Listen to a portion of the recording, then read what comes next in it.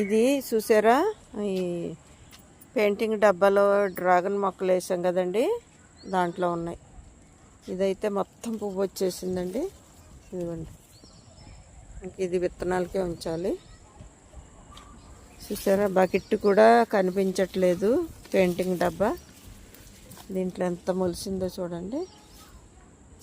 ఇదంతా తోటకూర. ఇదిగోండి, చాలా ఎప్పుడో తీయాలండి, తీయలేదు, దానివల్ల ఎదిగిపోయింది. ఈ బకెట్టే కనిపించట్లేదు. చూసారా, పెయింటింగ్ బకెట్. డ్రాగన్ మొక్క ఉన్నాయన్నమాట దీంట్లో. మొత్తం తోటకూర వచ్చేసింది.